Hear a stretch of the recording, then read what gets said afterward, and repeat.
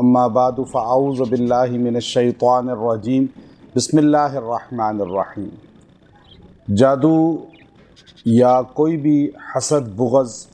یا جنات کا شدید حملہ کیوں نہ ہو، ان چیزوں کو اپنے سے ہٹا کر واپس پلٹانے کا ایک بہت خاص قرآنی عمل ہے جو آج آپ کو بتا رہا ہوں۔ بہت سے لوگ یہ بار بار سوال کرتے ہیں کہ ہم پہ جادو بار بار ہوتا ہے، ہم پہ حسد، بغض اور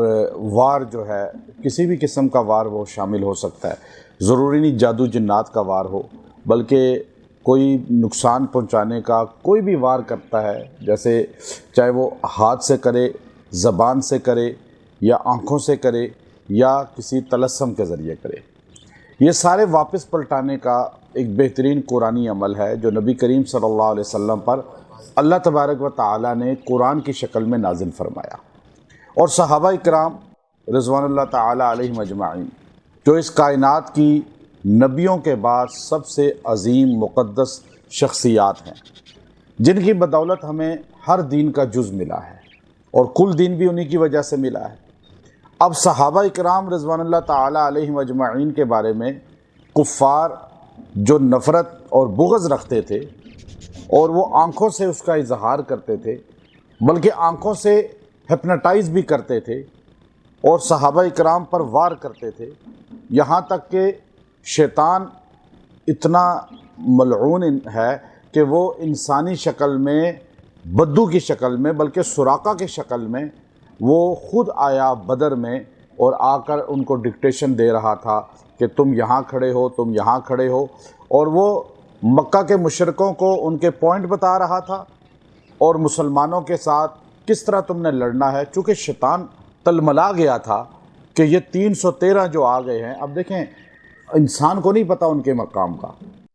اگر عام جو انسان ہے، جو عام انسان ہے جس کے پاس ایمان نہیں ہے، اسے صحابہ کی مقام کا نہیں پتہ،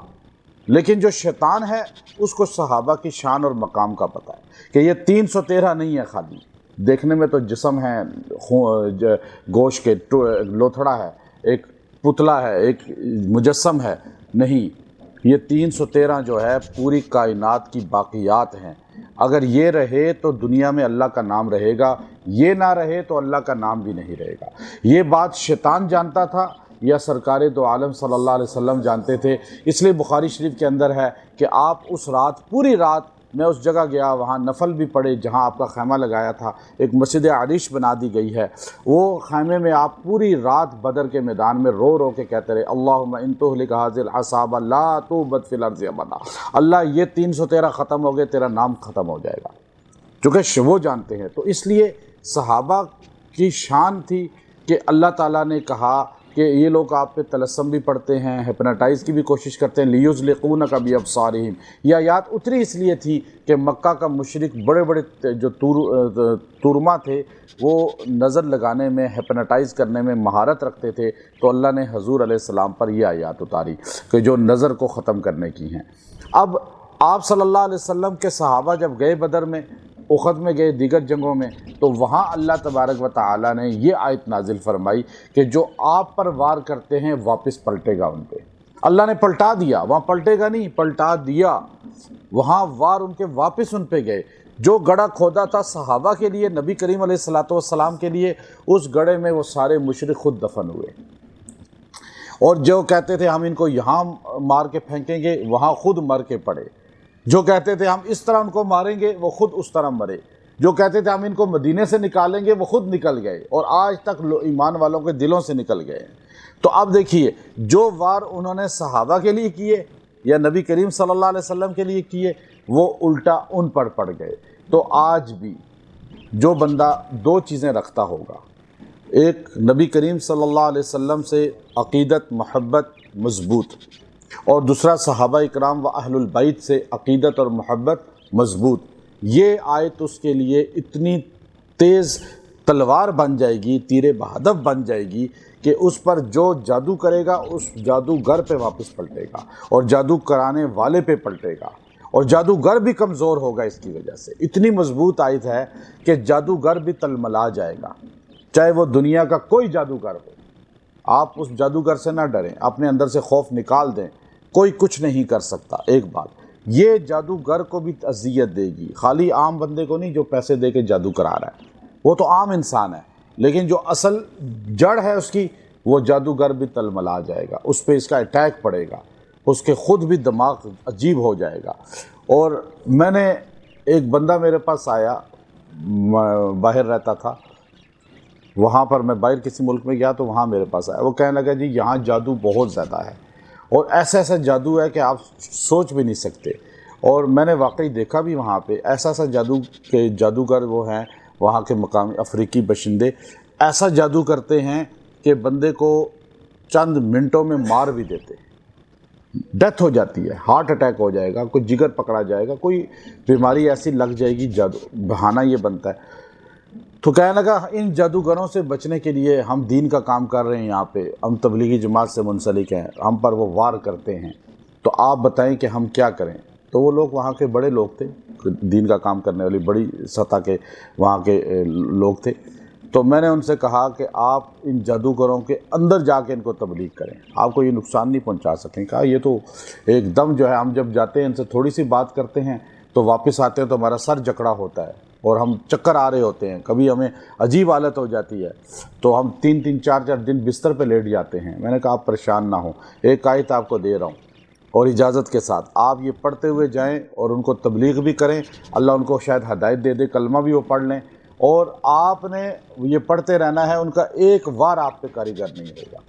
الحمدللہ وہ کہنے لگے اس کے بعد ہم بے دھڑک جاتے ہیں اور وہ ہمیں یوں دیکھتے ہیں، کچھ سنتے ہیں، کچھ ہم پہ غضب کی دیکھتے ہیں، غضب کے ساتھ۔ اب وہ غضب کا دیکھنا بھی ہم پہلے ڈر جاتے تھے، ایک دم ہمارے دماغ پہ اثر پڑ جاتا تھا، الحمدللہ اب ذرا برابر بھی اثر نہیں ہوتا،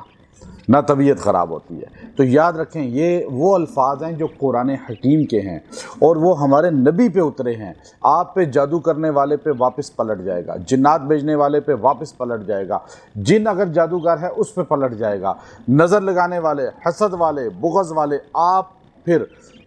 جو آپ کی غیبت کر رہا ہے، آپ کو اذیت دے رہا ہے، بدنام کر رہا ہے۔ بعض عورتیں مجھے مرد باہر ملکوں سے زیادہ تر رابطے کرتے ہیں، جی ہمیں بدنام کر رہے ہیں فلاں۔ آپ یہ پڑھیں، بدنام کرنے والا ہی ایسا الجھ جائے گا کہ اس کی زندگی اس پر بھاری ہو جائے گی۔ اور الحمدللہ اس کو میں نے آزمایا ہے کئیوں پہ، کئیوں نے پڑھا اس کو الحمدللہ۔ جو آپ کو نقصان، اذیت، تکلیف، ذلیل کرنا چاہتا ہے وہ ذلیل ہو جائے گا، پست ہو جائے گا، جکڑن میں آ جائے گا۔ یہ چیزیں ایسی ہیں کہ اللہ نے کر کے دکھائی ہیں، یہ نہیں ہے کہ میں آپ کو خالی ہوائی بات کر رہا ہوں۔ جب صحابہ پہ یہ اتری، صحابہ کی شان پر اور نبی علیہ السلام کے مقام پر، تو آپ علیہ السلام کے جو حاسدین، مخالفین، جو بھی آپ کے دشمن تھے، وہ سارے کے سارے اسی جکڑن میں آئے، اسی گرفت میں آئے جو ان کے لیے وہ چاہ رہے تھے۔